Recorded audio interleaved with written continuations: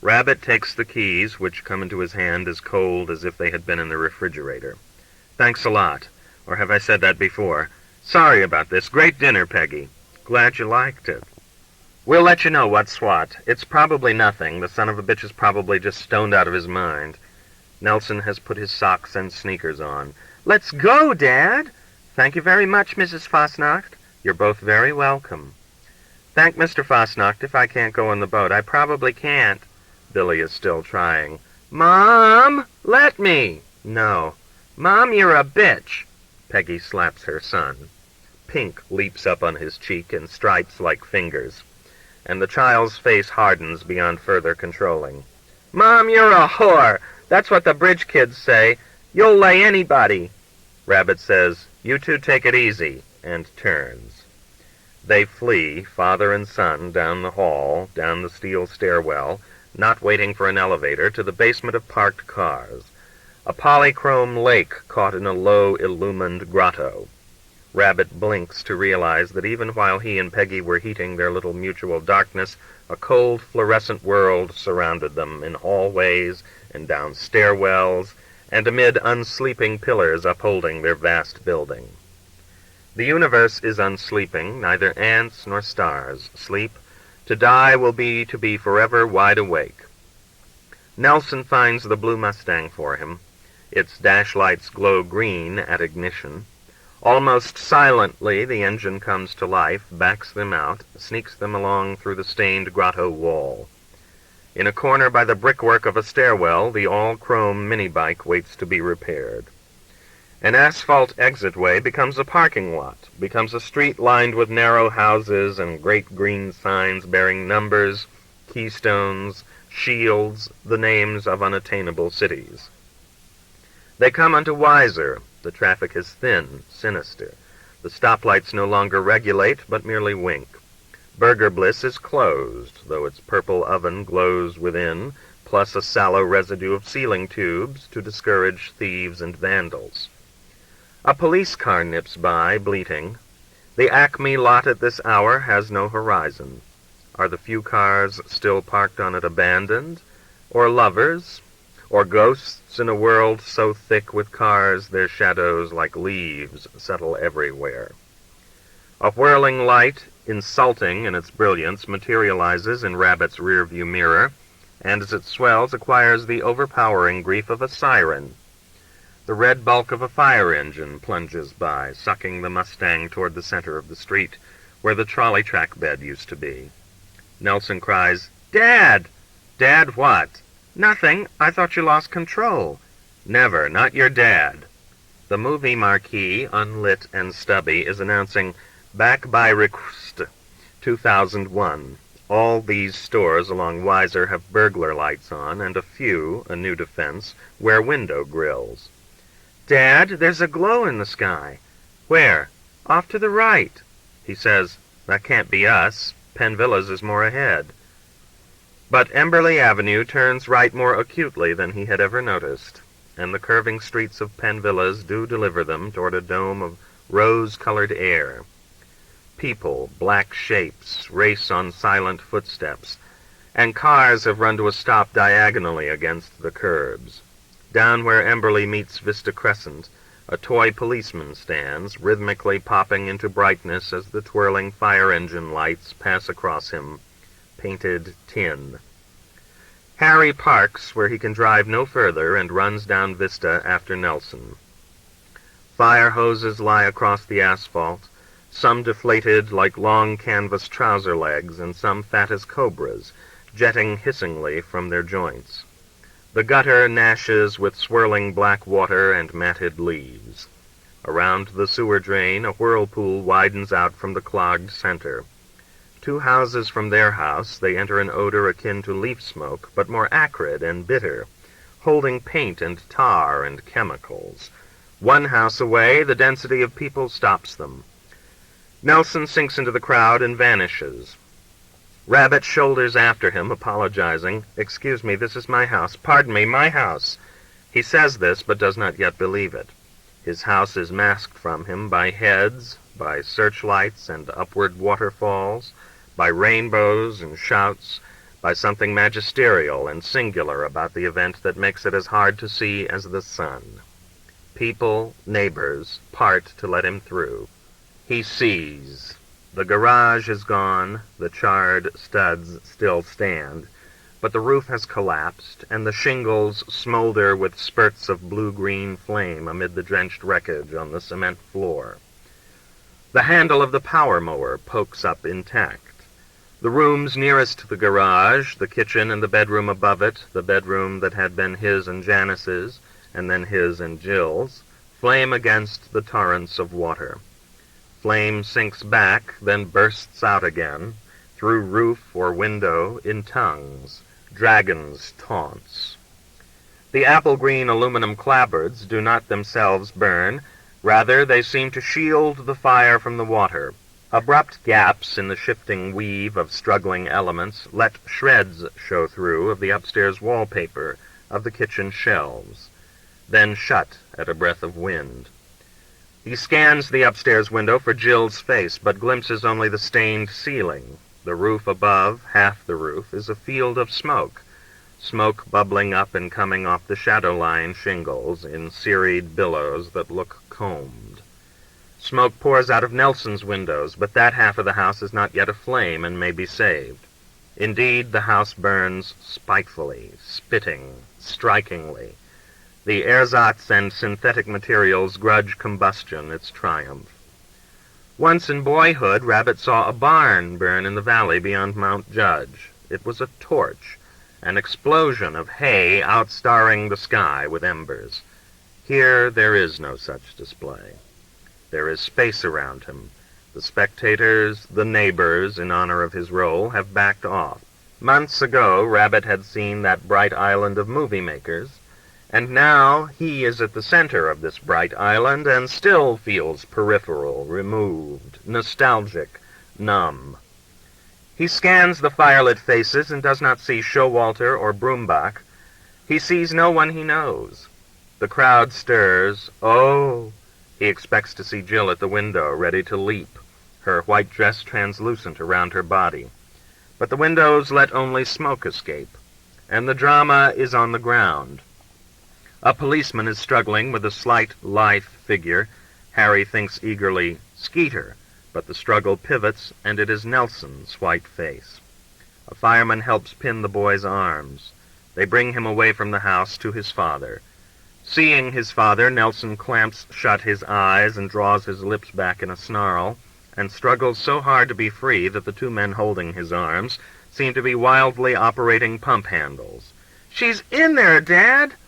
The policeman, breathing hard, explains, "Boy tried to get into the house, says there's a girl in there." "I don't know, she must have gotten out. We just got here." Nelson's eyes are frantic. He screeches everything. "Did Skeeter say she was with him?" "No, he just said things were bad."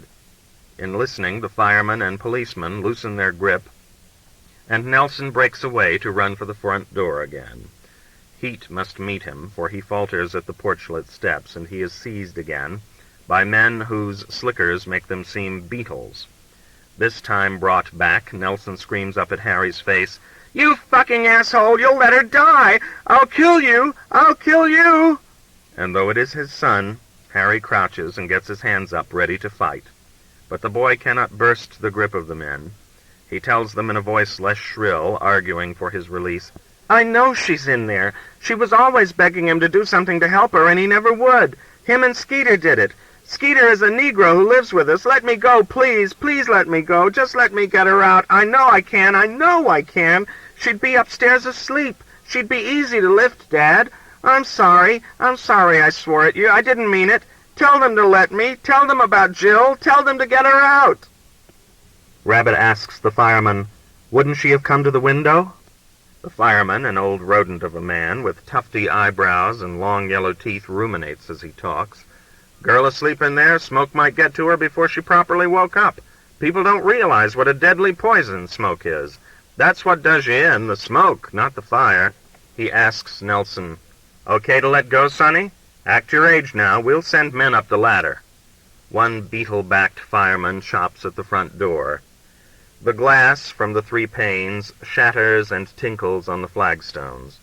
Another fireman emerges from the other side of the roof and with his axe picks a hole above the upstairs hall, about where Nelson's door would be. Something invisible sends him staggering back. A violet flame shoots up. A cannonade of water chases him back over the roof ridge. "They're not doing it right, Dad," Nelson moans. "They're not getting her. I know where she is, and they're not getting her, Dad." And the boy's voice dies in a shuddering. When Rabbit reaches toward him, he pulls away and hides his face. The back of his head feels soft beneath the hair, an overripe fruit. Rabbit reassures him. "Skeeter would have gotten her out." "He wouldn't have, Dad. He wouldn't care." And his head falls forward from Harry's touch. A policeman is beside them. "You Angstrom?" He is one of the new style of cops, collegiate-looking, pointed nose, smooth chin, sideburns cut to a depth Rabbit still thinks of as antisocial. "Yes." The cop takes out a notebook. "How many persons were in residence here?" "4. Me and the kid. Name? Nelson. Any middle initial?" "F for Frederick." The policeman writes slowly, and speaks so softly he is hard to hear against the background of crowd murmur and fire crackle and water being hurled. Harry has to ask, "What?" The cop repeats, "Name of mother." "Janice. She's not living here. She lives over in Brewer." "Address?" Harry remembers Stavros's address, but gives instead, "Care of Frederick Springer, 89 Joseph Street, Mount Judge." "And who is the girl the boy mentioned?" "Jill Pendleton of Stonington, Connecticut. Don't know the street address."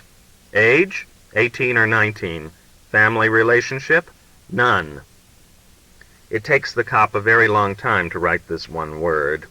Something is happening to a corner of the roof. The crowd noise is rising, and a ladder is being lowered through an intersection of searchlights. Rabbit prompts, "The fourth person was a Negro we called Skeeter, Skeeter. Black male? Yes. Last name? I don't know. Could be Farnsworth. Spell, please." Rabbit spells it and offers to explain, "He was just here temporarily." The cop glances up at the burning ranch house and then over at the owner. "What were you doing here, running a commune?" "No, Jesus. Listen, I'm a conservative. I voted for Hubert Humphrey." The cop studies the house. "Any chance this black is in there now?" "Don't think so. He was the one that called me. It sounded as if from a phone booth." "Did he say he'd set the fire?" "No, he didn't even say there was a fire. He just said things were bad. He said the word bad twice." "Things were bad," the cop writes, and closes his notepad. "We'll want some further interrogation later." Reflected firelight gleams peach color off of the badge in his cap. The corner of the house above the bedroom is collapsing. The television aerial, that they twice adjusted and extended to cut down ghosts from their neighbors' sets, tilts in the leap of flame and slowly swings downward like a skeletal tree, still clinging by some wires or brackets to its roots. Water vaults into what had been the bedroom. A lavish cumulus of yellow smoke pours out, golden gray, rich as icing squeezed from the sugary hands of a pastry cook. The cop casually allows, "Anybody in there was cooked a half hour ago." 2 steps away, Nelson is bent over to let vomit spill from his mouth. Rabbit steps to him, and the boy allows himself to be touched. He holds him by the shoulders. It feels like trying to hold out of water a heaving fish that wants to go back under, that needs to dive back under or die. His father brings back his hair from his cheeks so it will not be soiled by vomit. With his fist he makes a feminine knot of hair at the back of the boy's hot, soft skull. "Nellie, I'm sure she got out. She's far away. She's safe and far away." The boy shakes his head no, and retches again. Harry holds him for minutes, one hand clutching his hair, the other around his chest. He is holding him up from drowning. If Harry were to let go, he would drown too. He feels precariously heavier than his bones, seems to move across the surface of this event that pulls like Jupiter, propped by struts that may break.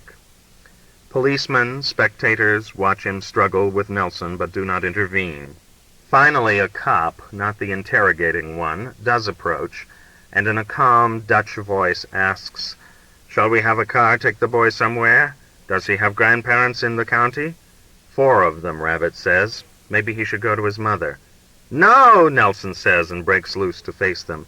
"You're not getting me to go until we know where Jill is." His face shines with tears, but is sane. He waits out the next hour, standing by his father's side. The flames are slowly smothered. The living room side of the house is saved. The interior of the kitchen side seems a garden where different tints of smoke sprout. Formica, vinyl, nylon, linoleum each burn differently, yield their curdling compounds back to earth and air. Firemen wet down the wreckage and search behind the gutted walls. Now the upstairs windows stare with searchlights, now the lower. A skull full of fireflies. Yet the crowd waits, held by a pack sense of smell. Death is in heat. A signal Rabbit never noticed has fetched an ambulance. It arrives with a tentative sigh of its siren. Scarlet lights do an offbeat dance on its roof. A strange container, a green rubber bag or sheet, is taken into the house and brought back by 3 grim men in slickers. The ambulance receives the shapeless package, is shut with that punky sound only the most expensive automobile doors make, and again the tentative sigh of a siren just touched pulls away. The crowd thins after it. The night overflows with the noise of car motors igniting and revving up. Nelson says, "Dad?"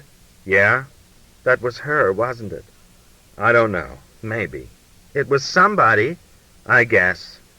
Nelson rubs his eyes. The gesture leaves swipes of ash, Indian markings. The child seems harshly ancient.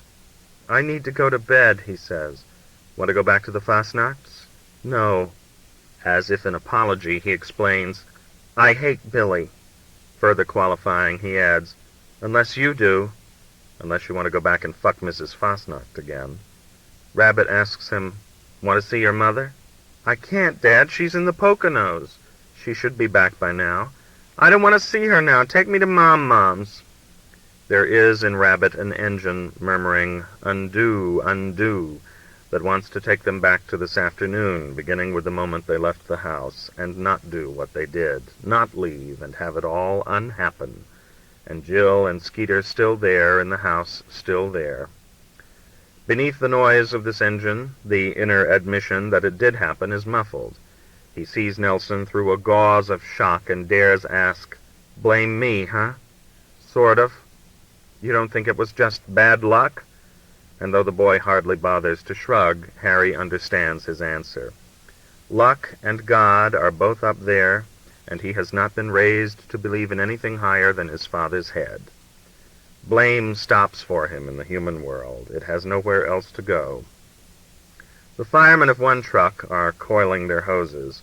The policeman, the one who asked after Nelson, comes over. "Angstrom? The chief wants to talk to you where the boy can't hear." "Dad, ask him if that was Jill." The cop is tired, stolid, plump, the same physical type as, what was his name? Showalter. Kindly, patient Brewer writes. He lets out the information. "It was a body." "Black or white?" Rabbit asks. "No telling." Nelson asks, "Male or female?" "Female, Sonny." Nelson begins to cry again, to gag as if food is caught in his throat, and Rabbit asks the policeman if his offer is still good, if a cruiser might take the boy to his grandparents' house in Mount Judge. The boy is led away. He does not resist. Rabbit thought he might insist on staying with his father to the end. But the boy, his hair hanging limp and his tears flowing unchecked, seems relieved to be at last in the arms of order, of laws and limits. Nelson doesn't even wave from the window of the silver-blue West Brewer cruiser as it U-turns in Vista Crescent and heads away from the tangle of hoses and puddles and red reflections. The air tastes sulfuric. Rabbit notices that the little maple was scorched on the side toward the house. Its twigs smolder like cigarettes. As the firemen wind up their apparatus, he and the police chief sit in the front of an unmarked car. Harry's knees are crowded by the radio apparatus on the passenger's side. The chief is a short man, but doesn't look so short sitting down, with his barrel chest crossed by a black strap and his white hair crew cut close to his scalp, and his nose, which was once broken sideways, and has accumulated broken veins in the years since. He says, "We have a death now. That makes it a horse of another color." Any theories how the fire started? I'll ask the questions. But yes, it was set in the garage. I notice a power mower in there. Can of gas to go with it? Yeah, we filled a can just this afternoon. Tell me, where were you this evening? He tells him. The chief talks on his car radio to the West Brewer headquarters. In less than 5 minutes, they call back. But in the total, unapologetic silence the chief keeps during these minutes, a great lump grows in Rabbit. Love of the law.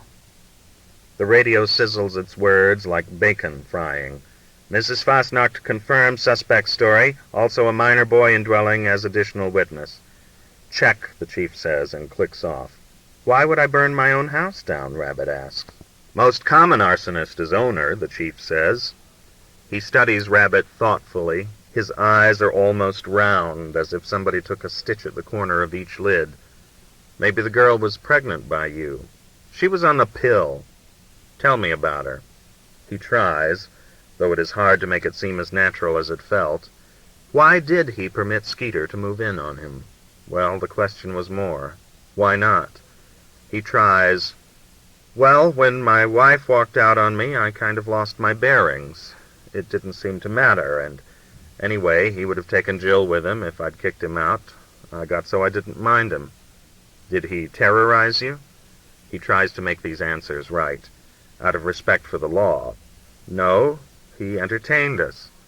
Harry begins to get mad. Some law I don't know about against having people live with you? Law against harboring, the chief says, neglecting to write on his pad. Brewer police report a Hubert Johnson out on default on a possession charge. Rabbit's silence is not what he wants. He makes it clearer what he wants. You in ignorance over the existence of this indictment in defiance of court? He makes it even clearer. Shall I accept your silence as a profession of ignorance? Yes. It is the only opening. Yes, I knew nothing about Skeeter, not even his last name. You say it's Johnson. I thought it was Farnsworth. His present whereabouts, any ideas? No idea. His call came through from, it sounded like a phone booth, but I couldn't swear to it. The cop puts his broad hand over the notebook as if across the listening mouth of a telephone receiver. Off the record. We've been watching this place. He was a little fish, a punk. We hoped he would lead us to something bigger. What bigger? Dope? Civil disturbance. The Blacks and Brewer are in touch with Philly, Camden, Newark. We know they have guns. We don't want another York here, now do we? Again, Rabbit's silence is not what he wants. He repeats, now do we? No, of course not. I was just thinking, he talked as if he was beyond revolution. He was kind of religious crazy, not gun crazy. Any idea why he set this fire? I don't think he did. It isn't his style. The pencil is back on the notebook. Screw style, the chief says. I want facts. I don't have any more facts than I've told you. Some people in the neighborhood were upset because Skeeter was living with us. 2 men stopped me on the street yesterday and complained about it. I can give you their names if you want. The pencil hovers. They complained? Any specific threats of arson? And nothing that specific. The chief makes a notation. It looks like NC, and turns the notebook page. The Black have sexual relations with the girl? Look, I was off working all day. I'd come back and we'd cook supper and help the kid with his homework and sit around and talk. It was like having 2 more kids in the house. I don't know what they did every minute. Are you going to arrest me or what? A fatherly type himself, the chief takes a smiling long time answering. Rabbit sees that his nose wasn't broken by accident. Somewhere in the alleys of time he had asked for it. His snow-soft hair is cut evenly as a powder puff, with a pink dent above the ears where the police cap bites. His smile broadens enough to crease his cheek. Strictly speaking, he says, this isn't my beat. I'm acting on behalf of my esteemed colleague, the sheriff of Furnace Township, who rolled over and went back to sleep. Offhand, offhand, I'd say we're doing a good enough business in the jails without putting solid citizens like you in there. We'll have some more questions later. He flips the notebook shut and flips the radio on to put out a call. All cars, Brewer Police copy. Be on the lookout. Negro male, height approx 5'6", weight approx 125, medium dark-skinned, hair afro, named Skeeter. That is Sally Catherine Double Easter. He does not turn his head when Rabbit opens the car door and walks away. So again in his life, the net of law has slipped from him. He knows he is criminal, yet is never caught. Sickness sinks through his body like soot. The firemen wet down the smoking wreckage. The clot of equipment along Vista Crescent breaks up and flows away. The house is left encircled in its disgrace with yellow flashers on trestles, warning people off. Rabbit walks around the lawn, so lately a full stage, sodden and pitted by footprints, and surveys the damage. The burning was worse on the backside. The fixtures of the bedroom-bathroom dangle in space from stems of contorted pipe. The wall that took the bed headboard is gone. Patches of night blue sky show through the roof. He looks in the downstairs windows and sees, by flashing yellow light, as into a hellish funhouse, the sofa and the two chairs, salted with fallen plaster, facing each other across the cobbler's bench. The driftwood lamp is still upright. On the shelves giving into the breakfast nook, Skeeter's books squat, soaked and matted. Where the kitchen was, Harry can see out through the garage to an N of charred 2x4s. The sky wants to brighten. Birds. Birds in Penn Villas? Where? There are no trees old enough to hold them. Flicker into song. It is cold now, colder than in the heart of the night, when the fire was alive. The sky pales in the east toward Brewer. Mount Judge develops an outline in the emulsion of pre-dawn gray. A cloud of birds migrating crosses the suburb southward toward Weiser and the tall madhouse and beyond. The soot is settling on Harry's bones. His eyelids feel like husks. In his weariness he hallucinates. As in the seconds before we sleep, similes seem living organisms. The freshening sky above Mount Judge is Becky, the child that died, and the sullen sky to the west, the color of a storm sky but flawed by stars, is Nelson, the child that lives. And he is the man in the middle. He walks up to his battered front door, brushes away the glass shards, and sits down on the flagstone porchlet. It is warm like a hearth. Though none of his neighbors came forward to speak to him, to sparkle on the bright screen of his disaster, the neighborhood presents itself to his gaze unapologetically, naked in the gathering light, the pastel roof shingles moist in patches echoing the pattern of rafters, the backyard bathing pools and swing sets whitened by dew along with the grass. A half-moon rests cockeyed in the blanched sky like a toy forgotten on a floor. An old man in a noisy green raincoat, a geezer left behind as a watchman, walks over and speaks to him. "This your home, huh?" "This is it." "Got some other place to go?" "I suppose." "Body a loved one?" "Not exactly." "Well, that's good news." "Cheer up, young fella. Insurance'll cover most of it." "Do I have insurance?" "Had a mortgage?" Rabbit nods, remembering the little slippery bank book, imagining it burned. "Then you had insurance. Damn the banks all you will. They look after their own. You'll never catch them damn Jews short."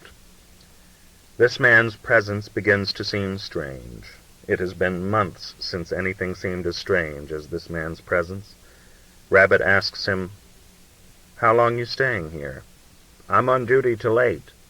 "Why?" "Fire procedure. Prevent looting." The two of them look wonderingly at the dormant houses and cold lawns of Penn Villas. As they look, a distant alarm rings, and an upstairs light comes on, sallow, dutiful. Still, looting these days is everywhere. The geezer asks him, "Anything precious in there you might want to take along?" Rabbit doesn't move. "You better go to get some sleep, young fella." What about you? Rabbit asks. Fella my age doesn't need much. Sleep long enough, soon enough. Anyway, I like the peacefulness of these hours. Have ever since a boy. Always up. My dad, he was a great boozer and a late sleeper, used to wallop the bejesus out of me if I made a stir mornings. Got in the habit of sneaking out to the birds. Anyway, double-hour credit. Time outdoors on this shift. Don't always put it in. Go over a certain amount, won't get any Social Security. Kill you with kindness. That's the new technique. Rabbit stands up, aching. Pain moves upward from his shins, through his groin and belly to his chest and out. A demon leaving. Smoke. Mist rise. He turns to his front door. Swollen by water, axed, it resists being opened. The old man tells him, "It's my responsibility to keep any and all persons out of this structure. Any damage you do yourself, you're the party responsible. You just told me to take out anything precious. You're responsible, that's all I'm saying. I'm turning my back. Fall through the floor, electrocute yourself, don't call for help. Far as I'm concerned, you're not there. See no evil is the way I do it." That's the way I do it, too. Under pressure, the door pops open. Splintered glass on the other side scrapes white arcs into the hall floor finish. Rabbit begins to cry from smoke and the smell. The house is warm and talks to itself. A swarm of small rustles and snaps arises from the section on his left. Settling noises drip from the charred joists and bubble up from the drenched dark rubble where the floor had been. The bed's metal frame has fallen into the kitchen. On his right, the living room is murky but undamaged. The silver threads of the Lustrex chair gleam through an acid mist of fumes. The television set's green blank waits to be turned on. He thinks of taking it. It is the one resaleable item here. But no, it is too heavy to lug. He might drop himself through the floor, and there are millions like it. Janice once said, "We should drop television sets into the jungle instead of bombs. It would do as much good." He thought at the time the idea was too clever for her, even though Stavros was speaking through her. She always loved that dumb bench. He remembers her kneeling beside it early in their marriage, rubbing it with linseed oil. Short, keen strokes a few inches at a time. It made him feel horny watching. He takes the bench under his arm and, discovering it to be so light, pulls the driftwood lamp loose from its socket and takes that too. The rest the looters and insurance adjusters can have. You never get the smell of smoke out, like the smell of failure in a life. He remembers the storm windows, Windexing their four sides, and it seems a fable that his life was ever centered on such details. His house slips from him. He is free. Orange light in long stripes from sun on the side of him, opposite from the side the sun was on when he and Nelson walked here a long night ago, stretches between the low, strange houses as he walks down Vista Crescent with the table and the lamp tugging under his arms. Peggy's Mustang is the only car still parked along the curb. A boat, the Ebb, has stranded. He opens the door, pushes the seat forward to put the bench in the back, and finds someone there. A Negro, asleep. "What the hell?" Rabbit says. Skeeter awakes blind and gropes for his glasses on the rubber floor. "Chuck, baby," he says, looking up with twin circles of glass. His afro is flattened on one side. Bad fruit. "All by yourself, right?" "Yeah." The little car holds a concentration of that smell, which in the mornings would spice the living room, give it animal substance, sleep's sweetness made strong. "How long's been light?" "Just started. It's around 6. How long have you been here?" "Since I saw you and Baby Chuck pull in. I called you from a booth up on Weiser, and then watched to see if you'd go by. The car wasn't you, but the head was, right? So I snuck along through the backyards and got in after you parked. The old briar patch theory, right? Shit if I didn't fall asleep. Hey, get in, man. You're letting in the wind." This book is... Hey, get in, man. You're letting in the wind. Rabbit gets in and sits in the driver's seat, listening without turning his head, trying to talk without moving his mouth. Penn Villas is coming to life. A car just passed. You ought to know, he says, they're looking for you. They think you said it. Count on the fuzz to fuck up. Why would I go burn my own pad? To destroy evidence? Maybe Jill, OD'd? Not on the skag she was getting from me. That stuff was so cut sugar water has more flash. Look, Chuck, that up at your house was honky action. Will you believe the truth, or shall I save my breath for the pig pen? Let's hear it. Skeeter's voice, unattached to his face, is deeper than Harry remembers, with a hypnotic rasping lilt that reminds him of childhood radio. Jill sacked out early, and I made do with the sofa, right? Since getting back on the stuff, she wasn't putting out any of her own, and anyway, I was pretty spaced and beat. We went twice around the county unloading that bullshit car, right?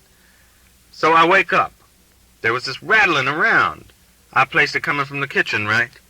I was thinking it was Jill coming to bug me to shoot her up again. Instead, there was this whoosh and soft whoomp. Reminded me of an 8 p.m. hitting in the bush up the road, only it wasn't up any road. I say to myself, the war is come home. Next thing, there's this slam of a door, garage door from the rumble of it, and I flip to the window and see these two honky cats making tail across the lawn, across the street, into between those houses there, and disappear, right? They had no car I could see. Next thing, I smell smoke. How do you know these were white men? Shit, you know how honkies run, like with sticks up their ass, right? Could you identify them if you saw them again? I ain't identifying Moses around here. My skin is fried in this county, right? Yeah, Rabbit says. Something else you should know. Jill is dead. The silence from the back seat is not long. Poor bitch. Doubt if she knows the difference. Why didn't you get her out? Hell, man, there was heat, right? I thought lynching time had come. I didn't know there wasn't 1,200 crackers out there. I was in no shape to take care of some whitey woman. Let Whitey take care of his own. But nobody stopped you. Basic training, right? I eluded, as they say, my pursuers. They didn't want to hurt you. It was me. They were trying to tell me something. People around here don't lynch. Don't be crazy. Crazy? You've been watching the wrong TV channel. How about those cats in Detroit? How about those dead cops in California? How about all this off-the-pigs crap you brothers have been pushing? I should take you in. The Brewer cops would love to see you. They love to re-educate crazy coons. Two more cars swish by. From the height of a milk truck, the driver looks down curiously. Let's drive, Skeeter says. What's in it for me? Nothing much, right? The Mustang starts at a touch. The motor is more silent than their tires swishing in the puddles along Vista Crescent, past the apple-green ruin and the man in the green raincoat dozing on the doorstep. Rabbit heads out the curved streets to where they end, to where they become truck tracks between muddy house foundations. He finds a lost country lane, tall rows of poplars, a neglected potholed surface. Skeeter sits up. Rabbit waits for the touch of metal on the back of his neck. A gun, a knife, a needle. They always have something. Poisoned darts. But there is nothing. Nothing but the fluctuating warmth of Skeeter's breathing on the back of his neck. Into this reticence of steel, Rabbit reads not poverty of means, but positive love. How could you let her die? He asks. Man, you want to talk guilt? We got to go back hundreds of years. I don't feel guilty, Rabbit says. Goddamn green pickles, Chuck, then just don't. But don't pull that long face on me, neither. Everybody's stuck inside his own skin. Might as well make himself at home there, right? Tell you what, I'll drive you 10 miles south and you take it from there. That's cutting it fine, but let's say sold. One embarrassment, as they say, remains. We brothers call it bread. You just got $600 for selling her car. That sly bitch, she took it with her. I don't have it. My wallet back in that sofa. Every mothering thing, right? How about that black suitcase in the closet? Say, you been snooping or what? I have maybe $30, Rabbit says. You can have that, but then that's quits. I'll keep this ride from the cops, but then that's it. Like you said, you've had it in this county. I shall return, Skeeter promises, only in glory. When you do, leave me out of it. Miles pass. A hill, a cluster of sandstone houses, a cement factory, a billboard pointing to a natural cave, another with a great cutout of a bearded Amishman. Skeeter, in yet another of his voices, the one that sounds most like a white man, and therefore in Rabbit's ears most human, asks, "How'd Baby Chuck take it? Jill's being wasted." "About like you'd expect. Broken up, right?"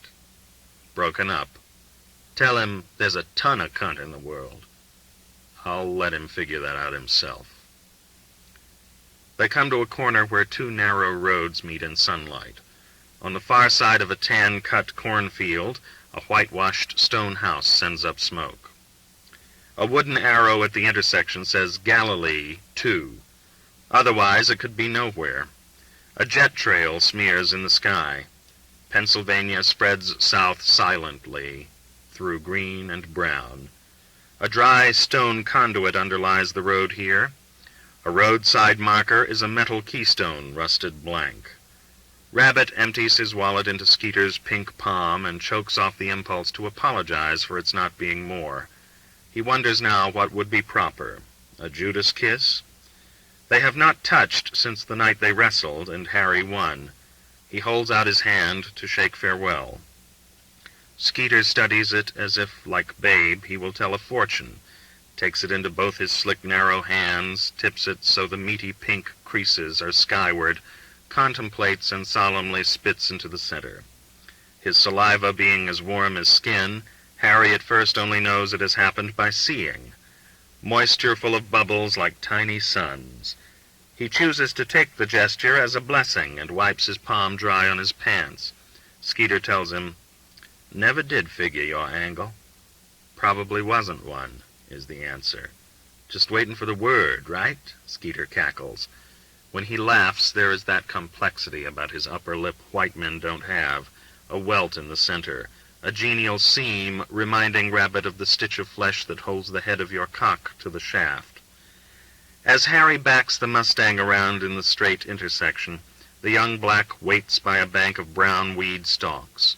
In the rearview mirror, Skeeter looks oddly right, blends right in, even with the glasses and goatee, hanging empty-handed between fields of stubble where crows settle and shift, gleaning.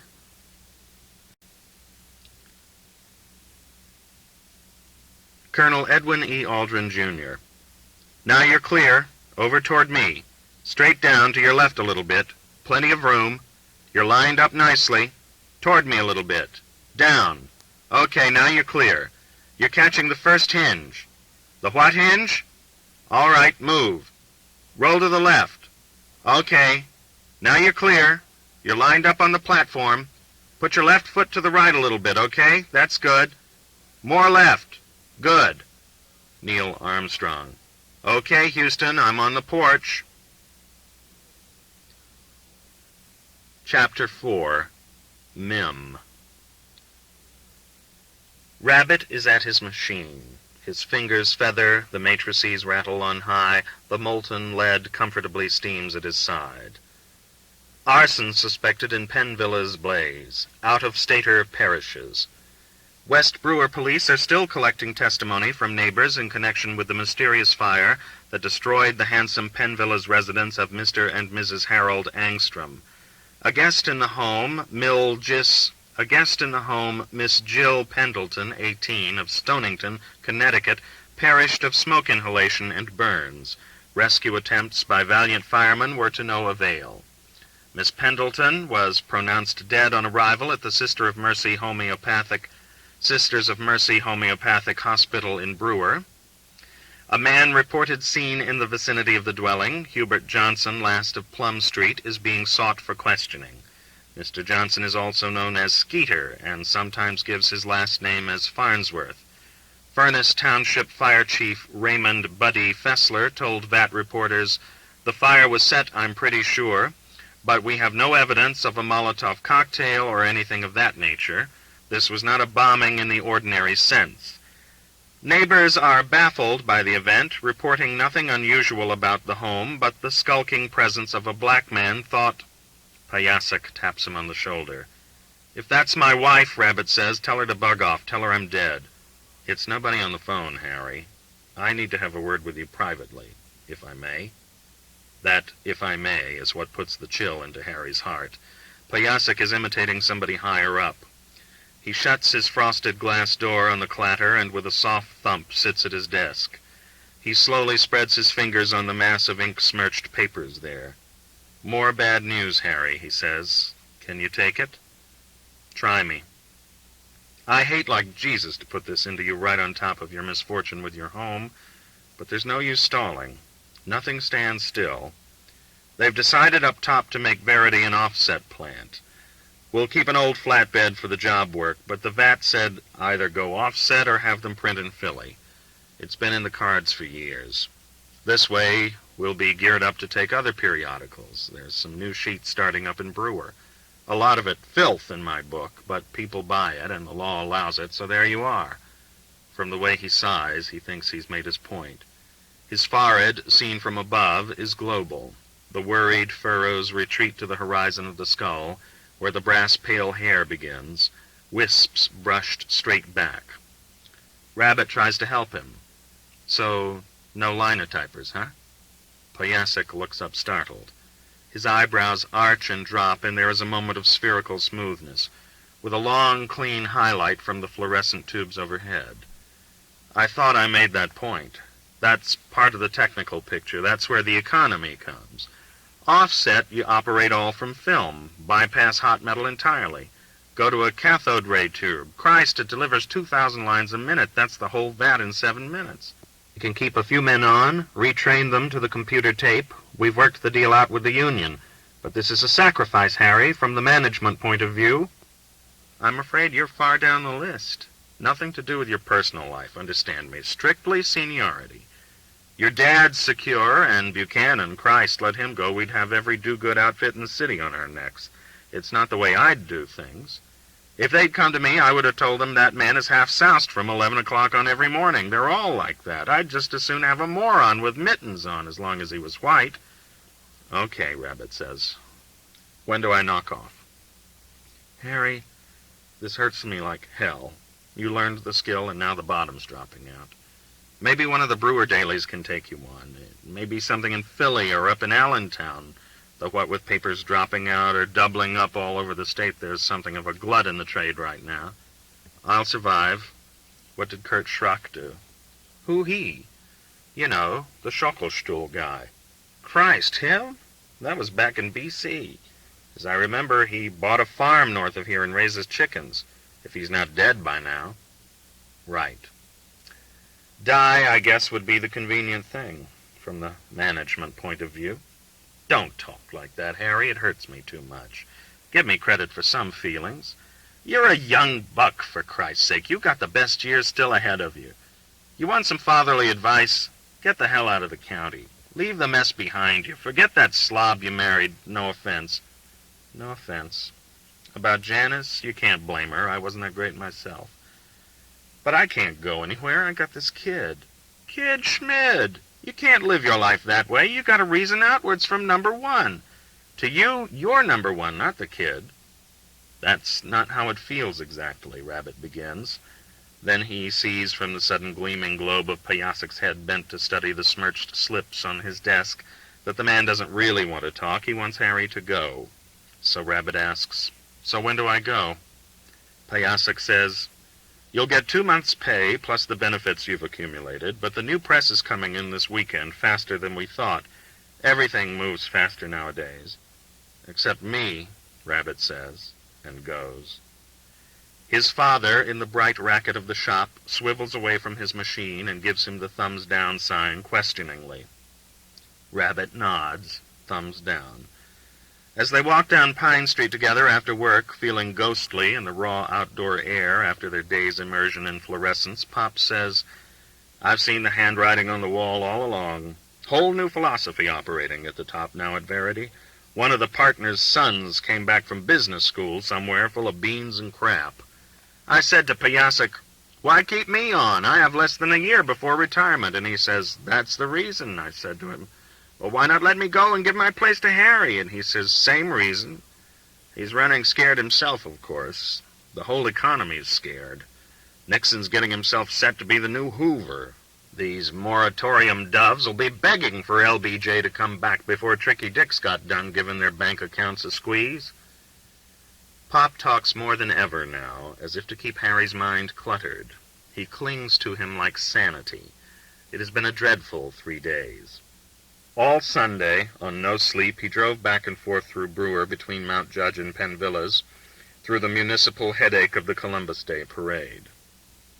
The monochrome idol of early morning, Skeeter dwindling to a brown dot in brown fields, became a four-color nightmare of martial music, throbbing exhaustion, bare-thighed girls twirling bolts of lightning, iridescent drummers pounding a tattoo on the taut hollow of Harry's stomach, cars stalled in the side streets, Knights of Columbus floats, marching veterans, American flags.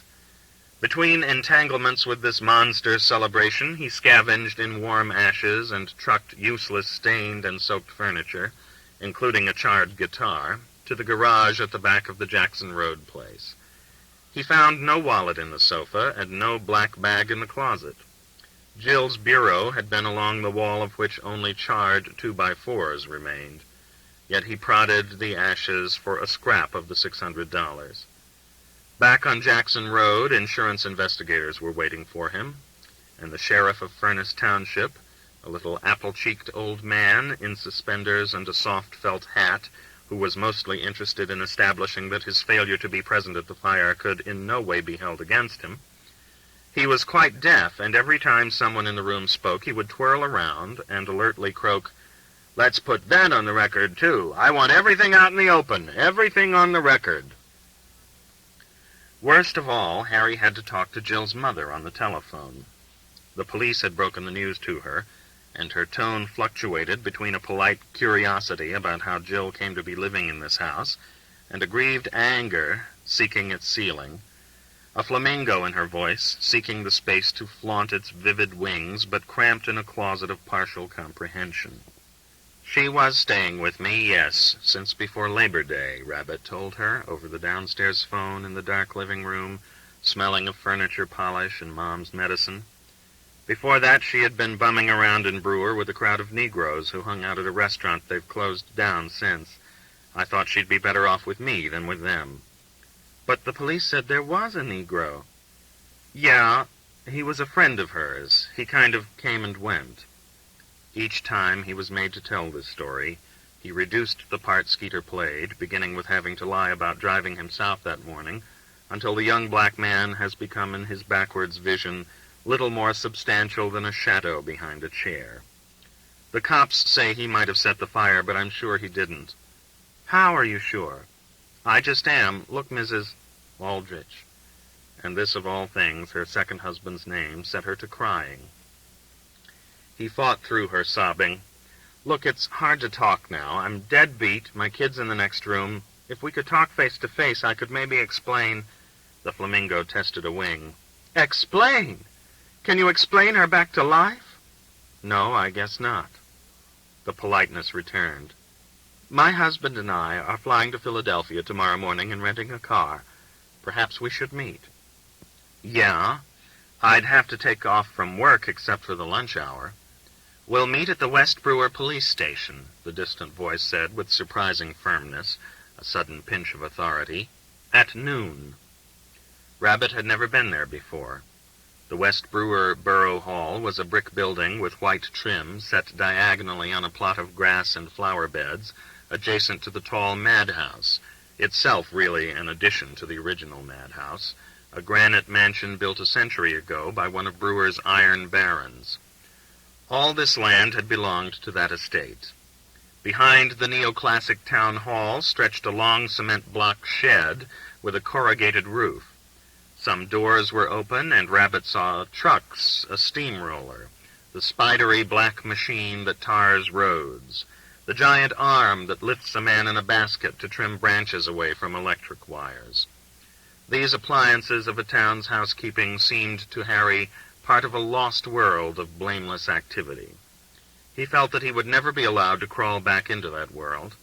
Inside the town hall there were wickets where people could pay their utilities bills, paneled doors labeled in flaking gold burgess and assessor and clerk. Gold arrows pointed downstairs to the police department. Rabbit saw too late he could have entered this half-basement from the side, saving himself the gaze of 10 town employees. The cop behind the green-topped counter looked familiar, but it took a minute for the sideburns to register. The collegiate type. Harry was led down a hall past mysterious rooms. One brimmed with radio equipment, another with filing cabinets, a third gave on a cement stairway leading still further down. The dungeon. Jail. Rabbit wanted to run down into this hole and hide, but was led into a fourth room with a dead green table and metal folding chairs. The broken-nosed chief was in here, and a woman who, though hollow with exhaustion and slow-spoken with pills, was Connecticut. She had more edge, more salt to her manner than Pennsylvania women. Her hair was not so much gray as grayed. Her suit was black. Jill's pensive, thin face must have come from her father, for her mother had quite another kind. A roundish, eager face with pushy lips that when she was happy must be greedy. Rabbit flicked away the impression of a peppy little dog, wide-set brown eyes, a touch of jowl, a collar of pearls at her throat.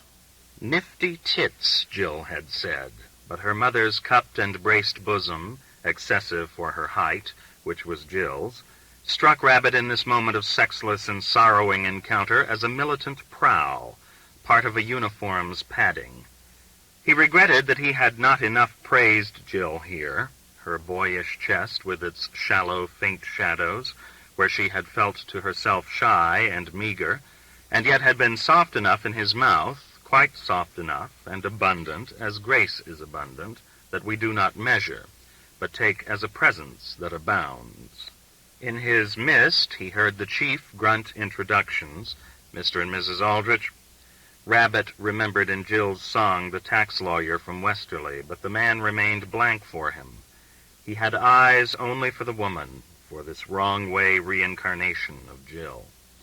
She had Jill's composure, less fragilely, even her despairing way of standing with her hands heavy at her sides, at a loss, was Jill's. Rabbit wondered, has she come from identifying the remains? What was left but blackened bones, teeth, a bracelet, a flesh-colored swatch of hair? "Hey," he said to her, "I'm sick about this." "Yes?" Her bright eyes passed over his head. "Over the phone, I was so stupid. You mentioned explaining." Had he? What had he wanted to explain? That it was not his fault? Yet Nelson thought it was. For taking her in? But she was unsheltered. For fucking her? But it is all life, sex, fire, breathing, all combination with oxygen.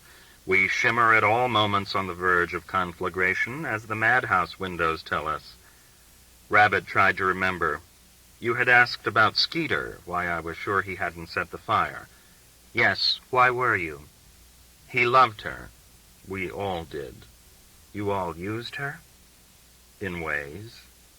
In your case, strange precision, clubwoman keeping a meeting within channels, the vowels roughened by cigarettes and whiskey, weathered in the daily sun-slant of cocktails.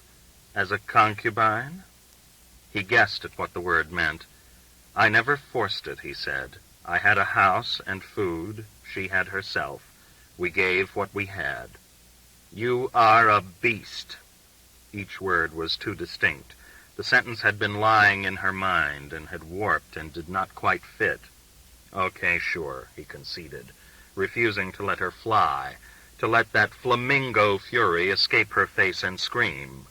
The blank man behind her coughed and shifted weight, preparing to be embarrassed. Harry's guts felt suspended and transparent as before a game. He was matched against this woman in a way he was never matched with Jill. Jill had been too old for him, too wise, having been born so much later.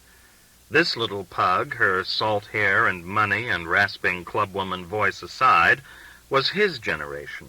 He could understand what she wanted. She wanted to stay out of harm's way. She wanted to have some fun and not be blamed. At the end, she wanted not to have any apologizing to do to any heavenly committee. Right now, she wanted to tame the ravenous miracle of her daughter being cast out and destroyed. Mrs. Aldrich touched her cheeks in a young gesture, then let her hands hang heavy beside her hips. "I'm sorry," she said. "There are always circumstances. I wanted to ask, were there any effects?" Effects? He was back with blackened bones, patterns of teeth, melted bracelets. He thought of the bracelets girls in high school used to wear, chains with name tags. Doreen, Margaret, Mary Ann. "Her brothers asked me some memento." Brothers? She had said 3, one Nelson's age. Mrs. Aldrich stepped forward, bewildered, hoping to be helpful. "There was a car." "They sold the car," Rabbit said, too loudly. "She ran it without oil, and the engine seized up, and she sold it for junk." His loudness alarmed her. He was still indignant about the waste of that car. She took a step backward, protesting. "She loved the car." "She didn't love the car. She didn't love anything we would have loved," he wanted to tell Mrs. Aldrich. But maybe she knew more than he. She was there when Jill first saw the car, new and white, her father's gift. Rabbit at last found in his mind an effect. "One thing I did find," he told Mrs. Aldrich, "her guitar. It's pretty well burned, but—" "Her guitar," the woman repeated, and perhaps having forgotten that her daughter played, brought her eyes down, made her round face red, and brought the man over to comfort her, a man blank like men in advertisements. His coat impeccable, and in the breast pocket a 3-folded maroon handkerchief. "I have nothing," she wailed. "She didn't even leave me a note when she left." And her voice had shed its sexy roughness, become high and helpless. It was Jill again, begging, "Hold me, help me. I'm all shit inside. Everything is crashing in." Harry turned from the sight. The chief, leading him out the side door, said, "Rich bitch. If she'd given the girl half a reason to stay home, she'd be alive today. I see things like this every week. All our bad checks are being cashed. Keep your nose clean, Angstrom, and take care of your own." A coach's paternal punch on the arm, and Harry was sent into the world. "Pop, how about a quick one?" "Not today, Harry, not today. We have a surprise for you at home. Mim's coming." "You sure?" The vigil for Mim is months old. She keeps sending postcards, always with a picture of a new hotel on them. "Yep. She called your mother this morning. She's in New York. I talked to your mother this noon. I should have told you. But you've had so much on your mind, I thought might as well save it. Things come in bunches. That's the mysterious truth. We get numb, and the Lord lets us have it. That's how his mercy works. You lose your wife, you lose your house, you lose your job. Mim comes in the same day your mother couldn't sleep a wink for nightmares. I bet she's been downstairs all day trying to tidy up if it kills her. You wonder what's next." But he has just said it. Mom's death is next. The number 16A bus joggles, sways, smells of exhaust. The Mount Judge way, there are fewer Negroes than toward West Brewer. Rabbit sits on the aisle. Pop, by the window, suddenly hawks and spits. The spittle runs in a weak blur down the dirty glass. "God damn it, but that burns me," he explains, and Rabbit sees they have passed a church, the big gray Presbyterian at Weiser and Park. On its steps cluster some women in overcoats, 2 young men with backwards collars, nuns and school children carrying signs and unlit candles protesting the war. This is moratorium day. "I don't have much use for Tricky Dick and never have," Pop is explaining. "But the poor devil, he's trying to do the decent thing over there. Get us out so the roof doesn't fall in until after we leave. And these queer preachers, so short-sighted they can't see across the pulpit, go organizing these parades that all they do is convince the little yellow-reds over there they're winning. If I were Nixon, I'd tax the bejesus out of the churches. It'd take some of the burden off the little man. Old Cushing up there in Boston must be worth $100 million just by his lonesome. Pop, all they're saying is they want the killing to stop. They got you too, have they? Killing's not the worst thing around. Rather shake the hand of a killer than a traitor. So much passion where he now feels none amuses Harry, makes him feel protected at home. It has been his salvation to be home again. The same musty teddy bear smells from the carpet, the same embrace of hot air when you open the cellar door, the same narrow stairs heading up off the living room with the same loose baluster that lost its dowel and has to be renailed again and again, drying out in the ebb of time. The same white-topped kitchen table with the 4 sets of worn spots where they used to eat. An appetite for boyish foods has returned, for banana slices on cereal, for sugar donuts, though they come in boxes with cellophane windows now instead of in wax paper bags, for raw carrots and cocoa at night. He sleeps late, so he has to be waked for work. In Penn Villas, in the house where Janice never finished making curtains, he would be the one the sun would usually rouse first. Here in Mount Judge, familiar gloom encloses him. The distortions in Mom's face and speech which used to distress him during his visits quickly assimilate to the abiding reality of her presence, which has endured all these years he has been absent, remains the same half of the sky, the same door that seals him in, like the cellar bulkhead out back of 2 heavy halves. As a child, he used to crouch on the cement steps beneath them and listen to the rain. The patter above seemed to be shaping his heart, pitting his consciousness lovingly and mixing its sound with the brusque scrape and stride of Mom working in the kitchen. She still, for spells, can work in the kitchen. Harry's being home, she claims, is worth 100 doses of L-Dopa. The one disturbing element, new and defiant of assimilation, is Nelson. Sullen, grieving, strangely large and loutish, sprawled on the cane-backed davenport, his face glazed by some television of remembrance, none of them quite know what to do about him. He is not Harry. He is sadder than Harry ever was. Yet he demands the privileges and indulgence of Harry's place. In the worn shadows of the poorly lit half-house on Jackson Road, the Angstroms keep being startled by Nelson's ungrateful presence, keep losing him. Where's Nellie? Where'd the kid get to? Is the child upstairs or down? Are questions the other 3 often put to one another. Nelson stays in his temporary room, Mim's old room, for hours of listening to rock-pop folk turned down to a murmur.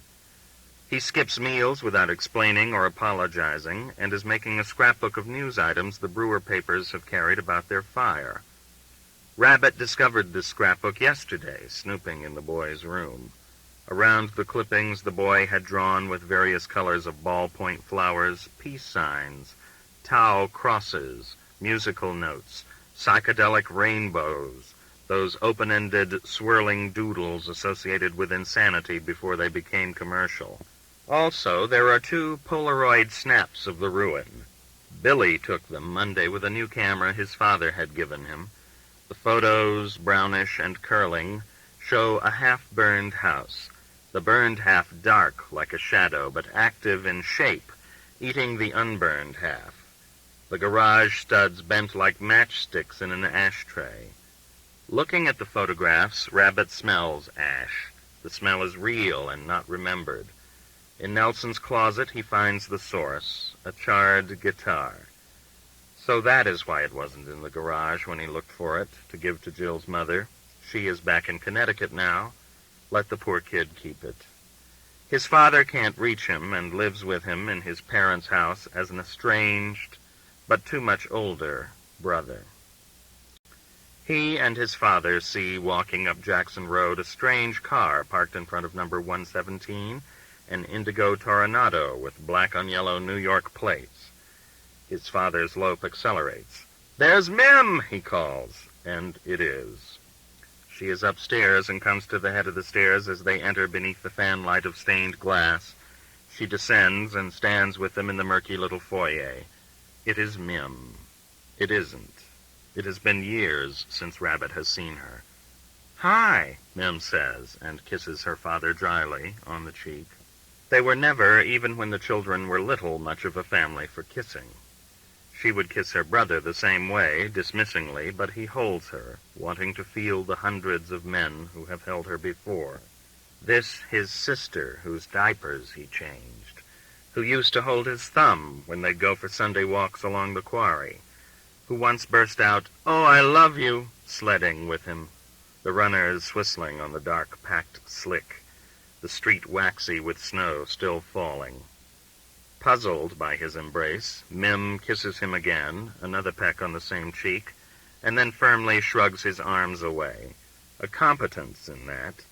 She felt lean, not an ounce extra, but all woman. Swimming must do it, in hotel pools. Late hours carve the fat away, and swimming smooths what's left. She appears to wear no makeup, no lipstick, except for her eyes, which are inhuman, Egyptian, drenched in peacock purple and blue, not merely outlined, but recreated and weighted with lashes he expects to stick fast when she blinks.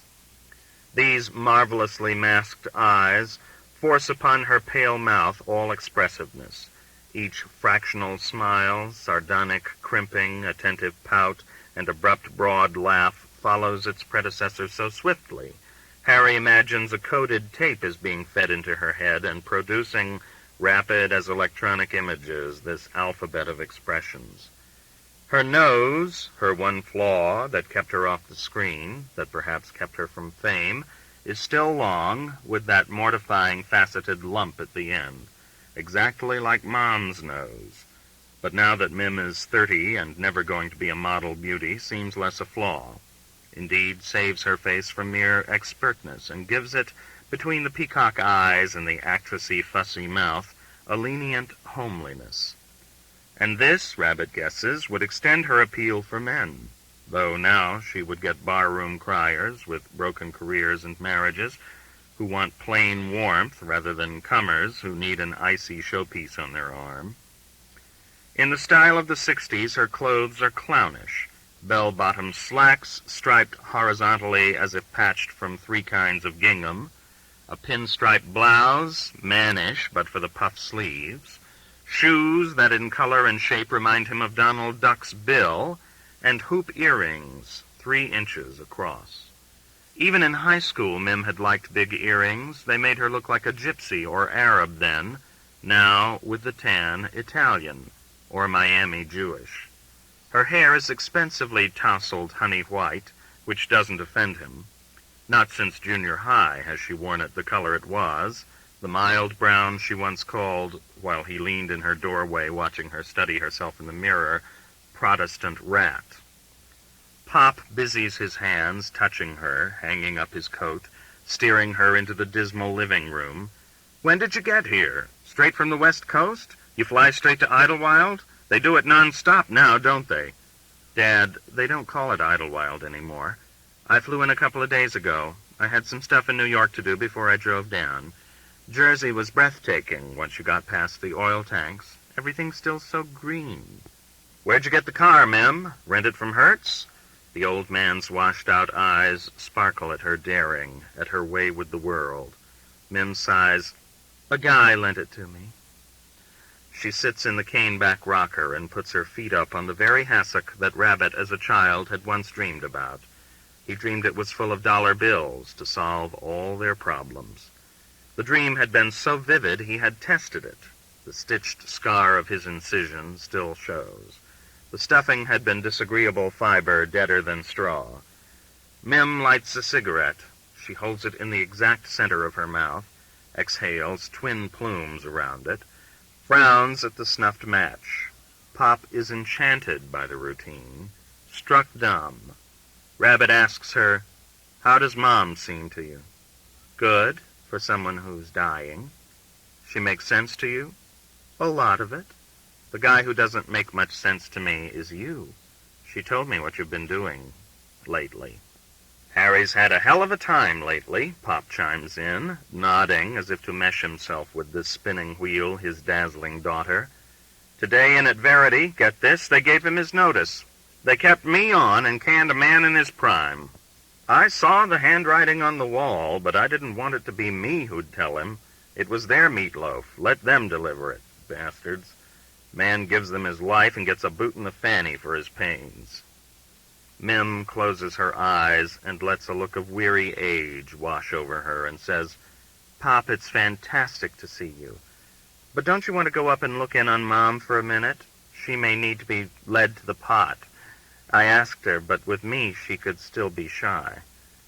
Pop rises quickly, obliging, yet then he stands in a tentative crouch, offering to say away her brusqueness.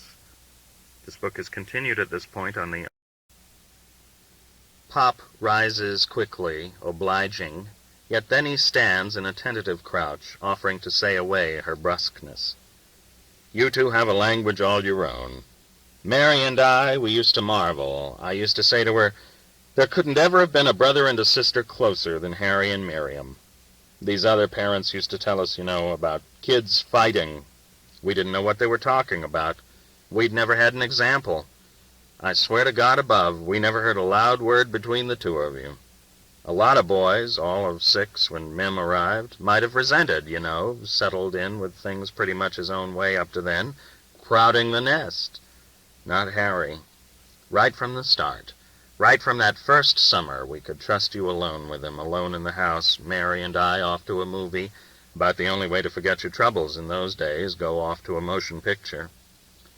He blinks, gropes among these threads for the one to pull it all tight. "I swear to God we've been lucky," he says, then weakens it by adding, "when you look at some of the things that can happen to people," and goes up. His tears spark as he faces the bulb burning at the head of the stairs, before cautiously returning his eyes to the treads. Did they ever have a language of their own? Rabbit can't remember it. He just remembers them being here together, in this house, season after season, for grade after grade of school, setting off down Jackson Road in the aura of one holiday after another. Halloween, Thanksgiving, Christmas, Valentine's Day, Easter, in the odors and feel of one sports season succeeding another, football, basketball, track, and then him being out and Mim shrunk to a word in his mother's letters, and then him coming back from the army and finding her grown up, standing in front of the mirror, ready for boys, maybe having had a few, tinting her hair and wearing hoop earrings. And then Janice took him off, and then both of them were off and the house empty of young life, and now both of them are here again. The smoke from her cigarette seems what the room needs, has needed a long time, to chase these old furniture and sickness smells away. He is sitting on the piano stool. He perches forward and reaches toward her. "Give me a weed." "I thought you stopped." "Years ago. I don't inhale, unless it's grass." "Grass yet? You've been living it up." She fishes in her purse, a bright, big, patchy bag that matches her slacks, and tosses him a cigarette. It is menthol with a complicated filter tip. Death is easily fooled. If the churches don't work, a filter will do. He says, "I don't know what I've been doing." "I would say so. Mom talked to me for an hour. The way she is now, that's a lot of talking." "What do you think of Mom now that you have all this perspective?" "She's a great woman, with nowhere to put it." "Well, is where you put it any better?" "It involves less make-believe." "I don't know, you look pretty fantastic to me." "Thanks." "What'd she say, Mom?" "Nothing you don't know, except Janice calls her a lot." "I knew that. She called a couple of times since Sunday. I can't stand it to talk to her." "Why not?" "She's too wild. She doesn't make any sense. She says she's getting a divorce, but never starts it. She says she'll sue me for burning her house, and I tell her I only burned my half. Then she says she'll come get Nelson, but never comes. I wish the hell she would." "What does it mean to you, her being wild like this?" "I think she's losing her buttons. Probably drinking like a fish." Mim turns her profile to blunt the cigarette in the saucer serving as an ashtray on the carpet. It means she wants back in. Mim knows things, Rabbit realizes proudly. Wherever you go in some directions, Mim has been there. The direction where she hasn't been is the one that has Nelson in it, and the nice hot slap of the slug being made beside your left hand. But these are old directions. People aren't going that way anymore. Mem repeats, "She wants you back." "People keep telling me that," Rabbit says, "but